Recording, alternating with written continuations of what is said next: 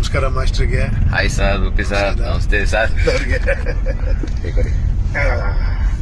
ಒಂದು ಫಂಕ್ಷನ್ಗೆ rupee sir ನನ್ನ ಜೊತೆ ಬರ್ತಾ ಇದ್ದಾರೆ. ನಾನು ಒಂದೇ ಮಾತು ಕೇಳಿದೆ, ರೂಪಿ ಸರ್ ಒಂದು ಫಂಕ್ಷನ್ಗೆ ನೀವು ಬರಬೇಕು.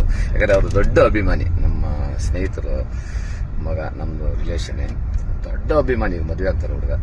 ಹಿಂಗೆ ರೂಪಿ ಸರ್ ಹತ್ರ ಹೇಳಿದೆ ಬರ್ಬೇಕಂದಾಗ ಅವರ ವ್ಯಾಲ್ಯೂಬಲ್ ಟೈಮ್ ಖಂಡಿತ ಬರ್ತೀನಿ ಮಾಸ್ಟರ್ ಅಂತ ಹೇಳಿ.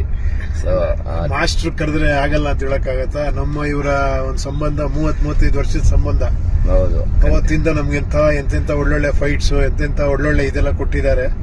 ವಿಷಯ ಮರೆಯಕ್ಕಾಗಲ್ಲ ಅಂತ ಒಂದು ಆ ಫಿಲಂ ಹಿಟ್ ಆಗ್ಬೇಕಂದ್ರೆ ಆ ಫೈಟೇ ಕಾರಣ, ಹಂಗೆ ನೋಡಕ್ ಹೋದ್ರೆ. ಸೊ ಅವ್ರು ಕರೆದಾಗ ಇಲ್ಲ ಅಂತ ಹೆಂಗೆ ಹೇಳಿ.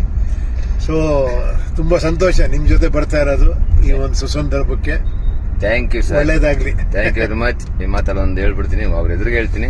ರೂಪಿ ಸರ್ ನನ್ನ ಆತ್ಮೀಯರು, ನನ್ನ ಸ್ನೇಹಿತರು, ನನ್ನ ಬ್ರದರ್.